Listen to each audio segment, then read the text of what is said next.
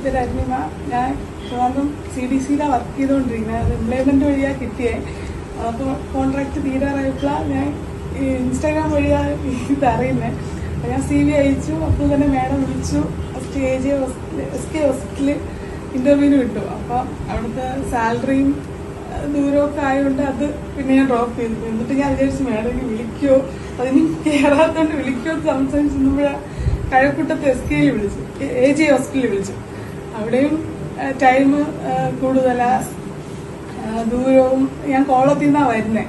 അപ്പോൾ നൈറ്റും ഉള്ളതുകൊണ്ട് കുഞ്ഞൊക്കെ ഉള്ളതുകൊണ്ട് കുറച്ച് പാടാം. അപ്പോൾ ഞാൻ അതും ഡ്രോപ്പ് ചെയ്തപ്പോൾ ഞാൻ വിചാരിച്ചു ഇനി മാഡം ഇനി ഒരിക്കലും വിളിക്കത്തില്ല എന്ന് പറഞ്ഞൊക്കെ ഇരുന്നപ്പോഴാണ് വീണ്ടും മാഡം വിളിച്ചിട്ട് പറഞ്ഞു. വീണ്ടും അടുത്തൊക്കെ തന്നെയാണ് ഒരു ക്ലിനിക് ഉണ്ട്, അവിടെ കയറാൻ പറഞ്ഞു. അപ്പം കുറച്ചുകൂടെ ഹാപ്പി. എന്തായാലും ഇവിടെ കഴിഞ്ഞാൽ വീണ്ടും കിട്ടുമല്ലോ എന്ന് പറഞ്ഞ് സന്തോഷിച്ചിരുന്നപ്പോഴാണ് വീണ്ടും മാഡം വിളിച്ചത്. സന്തോഷമുണ്ട്. ഇവിടുന്ന് വന്നിട്ട് എനിക്കല്ല ബെനിഫിറ്റ് കിട്ടി, എന്റെ വീട്ടുകാർക്കായിരുന്നു കൂടുതൽ.